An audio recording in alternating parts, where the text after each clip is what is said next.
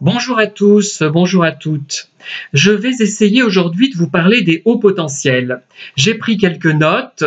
Depuis quelque temps, je m'efforce de traiter le sujet. Je ne suis pas satisfait des vidéos que je réalise et je recommence à chaque fois. Voilà, cette fois, cette vidéo, je pense que je vais la diffuser, aussi imparfaite soit-elle.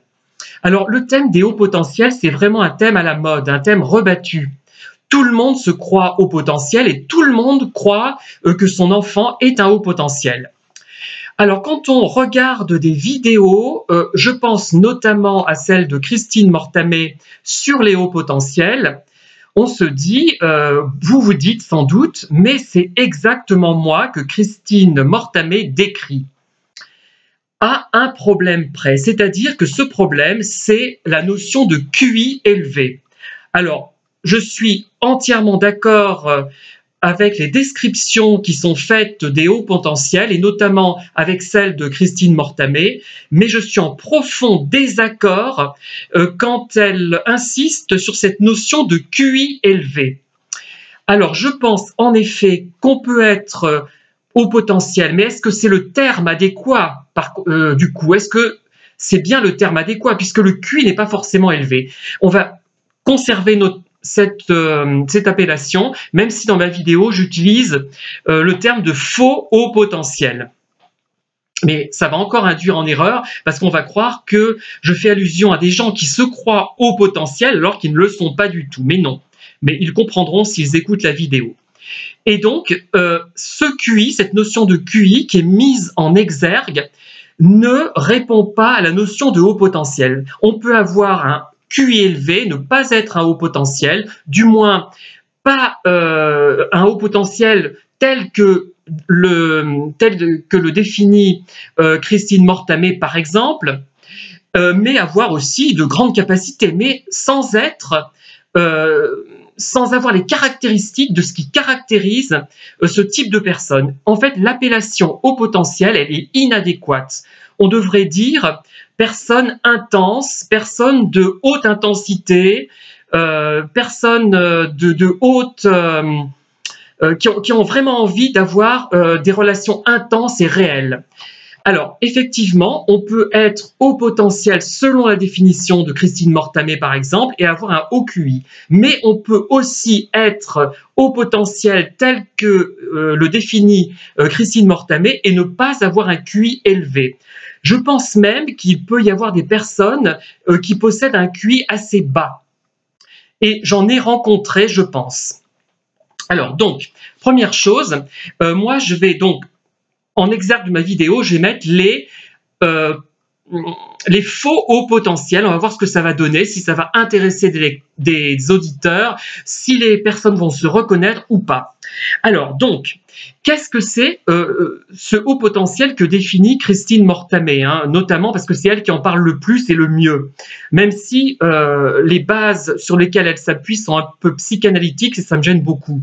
Mais bon, tant pis, hein, ce qu'elle dit est intéressant par ailleurs. Alors, ce sont des personnes qui sont caractérisées de la manière suivante. Je vais essayer de vous les caractériser le plus exactement possible, ce n'est pas facile, hein. Ce sont des gens qui ont en eux une énergie vitale, un certain enthousiasme, une intensité.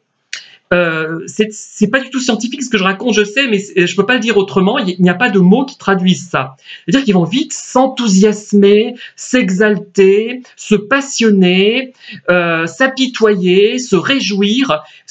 Bon, parfois ils vont le montrer, s'ils sont plus ou moins extravertis quand même, ou ne pas le montrer. Ils peuvent paraître très sérieux et impassibles, alors que ça bout en eux. Ils ont une énergie vitale, voilà. C'est une sorte d'énergie vitale qu'ont ces gens. Ils ne sont pas forcément supérieurement intelligents. Et je pense même que le plus souvent, ils sont dans la moyenne. Des gens qui seraient, je dirais, avec un très haut QI, donc une intelligence formelle, factuelle, ou des gens qui auront un QI trop bas, auront du mal à être haut potentiel parce que peut-être qu'ils vont, ceux qui ont un QI élevé, réfléchir et trouver une solution et ne pas se trouver dans cette situation de détresse, mais de détresse très profonde qu'éprouvent ceux que l'on qualifie à tort de haut potentiel. parce que c'est peut-être aussi un manque d'intelligence qui les empêche de tirer parti de cette énergie énorme qu'ils ont en eux, de cette créativité énorme qu'ils ont en eux, et qui ne peut pas s'exprimer, ou qui s'exprime, mais qui ne trouve aucun écho. Et Christine Mortamé insiste là-dessus, c'est ça qui m'a frappé et vraiment prodigieusement intéressé, cette notion d'écho. On prononce une phrase, la personne va prononcer une phrase, elle n'aura aucun écho, cette phrase. C'est terrible. C'est vraiment quelque chose d'épouvantable. Hein. Vous le savez, si vous regardez cette vidéo, vous avez compris. Hein. Vous êtes certainement concerné.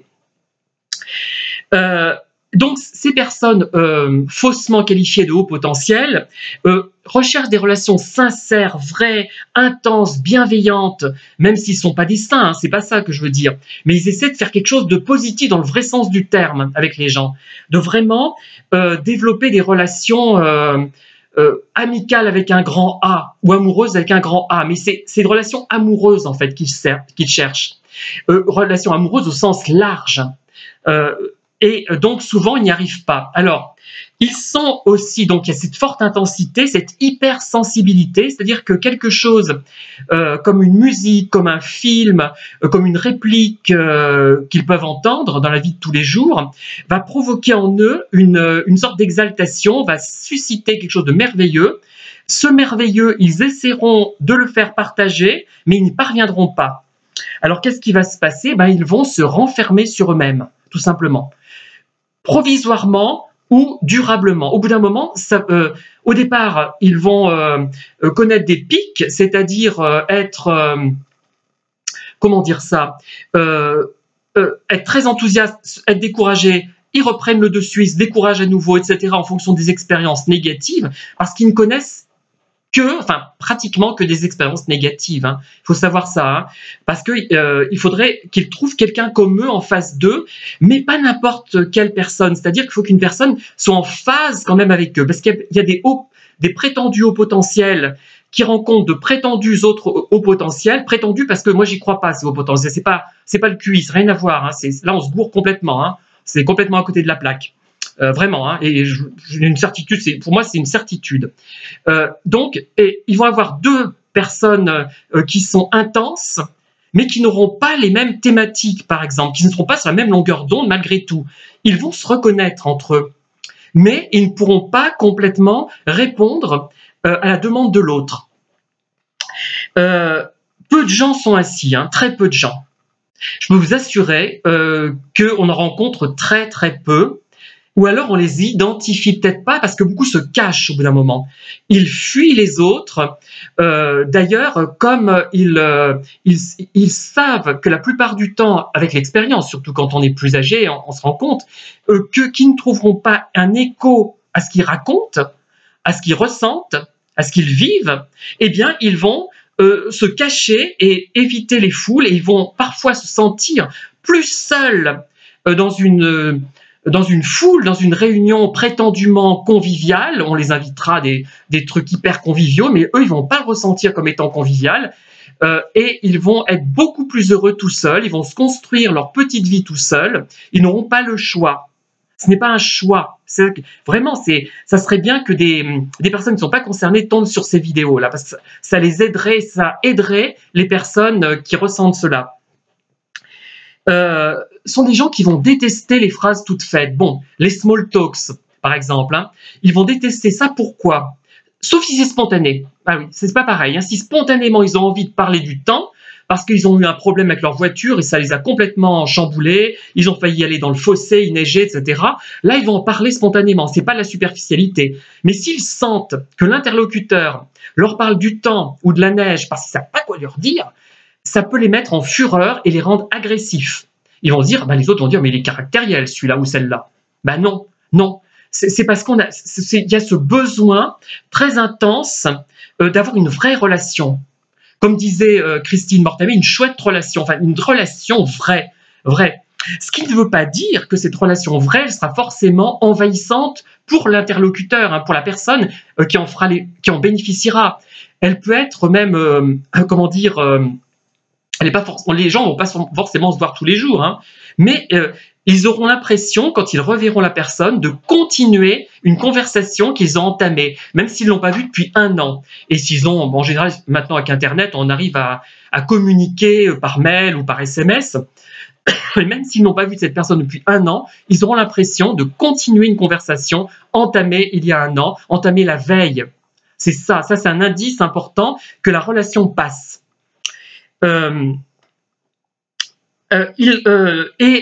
Au départ, quand ils n'ont pas beaucoup d'expérience, tant qu'ils restent un peu jeunes, ils vont tenter à chaque fois, après chaque échec relationnel, ils vont tenter de renouer une relation, ils vont y croire, tout enthousiaste, et ils vont retomber, ils vont se dire « on m'y reprendra plus », mais c'est pas vrai, ils vont encore être pris, etc., etc.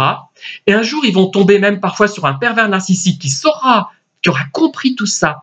Ils ne ressentent pas les pervers, mais ils comprennent ce genre de choses, et ils vont donner entre guillemets, au potentiel ce qu'il attend, et le malheureux HP, faux HP, comme je le dis, va tomber dans le panneau, dans le piège, et voilà. Et c'est pour ça que ça va marcher avec eux. Bon, au bout d'un moment, ça ne marchera plus. Dès qu'ils croient percevoir une ouverture, ils se jettent dans la brèche, du moins, et ils le font même une fois qu'ils ont de l'expérience. C'est-à-dire que même quand les gens sont un peu mûrs, un peu vieux, qu'ils ont eu beaucoup de déceptions, ils vont continuer à y croire, parce que c'est un peu comme Irma la Douce. Vous voyez la comédie musicale dans laquelle c'est illustré notamment Shirley MacLaine. Il y a eu un film, il y a eu aussi Colette Renard qui a joué ce rôle. Eh ben, elle ne perd jamais courage.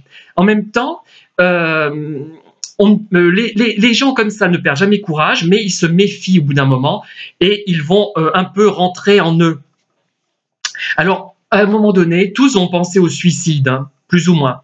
Il y aura toujours cette phase, mais la plupart ne vont pas sombrer là-dedans parce qu'ils vont vite ressurgir, enfin renaître de leurs cendres. Et c'est ça la caractéristique aussi de ces personnes, c'est-à-dire qu'ils se découragent très vite, mais ils se réencouragent très vite également. Ils reprennent le dessus très facilement. Ne me parlez pas de résilience, j'ai horreur de ce terme parce que c'est une transformation de la dissonance cognitive et c'est le côté gnangnan de la dissonance cognitive finalement, qui est grand public, qui séduit les foules, etc. Les hauts potentiels, c'était un peu ça, et c'est pour ça que je rechignais à en parler, parce que ça renvoie à quelque chose d'un peu mièvre, mais la réalité n'est pas mièvre, elle est tragique, elle est vraiment pathétique, parce que ce sont des gens qui ont une grande énergie vitale. Voilà, c'est ça, c'est une énergie vitale, c'est pas de l'intelligence, une grande sensibilité, mais qui sont gaspillés la plupart du temps. Bon, après, s'ils se lancent dans une activité créative, ils peuvent produire quelque chose, mais ce quelque chose ne trouvera pas écho. Il ne trouvera écho, ce quelque chose, qu'auprès de gens comme ça, quasiment. Et effectivement, ces hauts potentiels ont un intérêt très vif pour certaines choses. Ils vont se passionner pour certaines choses de façon un peu obsessionnelle même. Et voilà ce que je voulais vous dire à peu près sur ces personnes-là qui vont vraiment toute leur vie et vont espérer faire des rencontres, non pas globalement des vraies rencontres, et la plupart du temps, elles n'aboutiront à rien. Parce qu'en face d'eux, il y a peut-être des gens qui ont un QI élevé, qui ont fait de longues études. D'ailleurs, je me demande... on peut s'interroger sur les études. Je me demande s'il n'y a pas un réel problème au niveau des études, parce que moi, je vois des bac plus 5 qui sont d'une ignorance, mais crasse, et qui n'ont aucune capacité de réflexion. Je ne croyais pas que c'était possible, mais peut-être qu'il y a un problème, justement, il faudrait reprendre ça, remettre tout à plat. Et ces personnes, donc, elles sont caractérisées par un grand altruisme, même si elles sont parfois égoïstes, elles ont des phases d'égoïsme, mais une grande volonté d'entrer en communication en profondeur avec les autres, mais de se heurter à quelque chose de très prosaïque, c'est-à-dire que elles vont leur parler de quelque chose qui leur tient à cœur de façon enthousiaste, ça va se voir. Bon, si c'est un pervers narcissique, il va en profiter, il va bien comprendre lui ou elle, mais ça va tomber à plat. C'est affreux, c'est affreux parce que c'est quelque chose de très important qui n'est pas perçu dans la pleine mesure, dans sa pleine mesure, et c'est absolument abominable.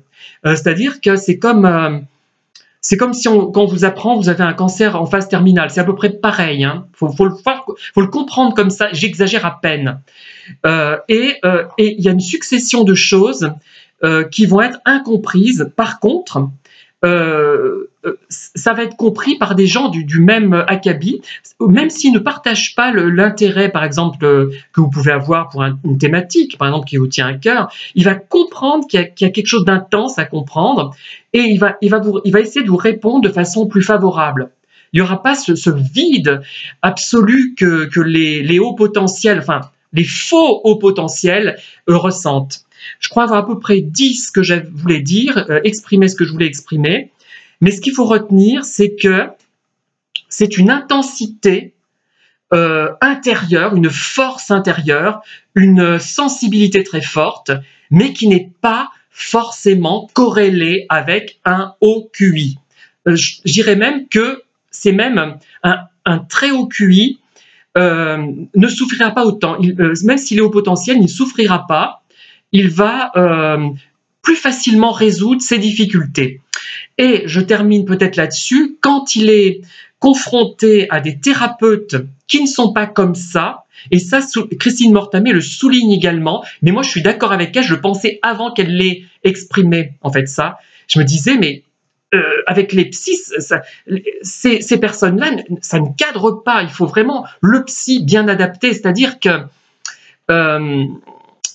il faut que la personne, parce que ça va tomber à plat. Le psy ou la psy va expliquer le comportement, la souffrance du haut potentiel, du faux haut potentiel, d'une façon erronée. Elle va, comment dire, comprendre une partie du problème, quand même, hein, généralement, si c'est pas quelqu'un de pervers justement, mais enfin pervers qui veut pas manipuler, mais qui est méchant. Voilà. Comment dire, elle ne va pas traiter le fond du problème, c'est-à-dire cette envie de relation réelle, tout simplement.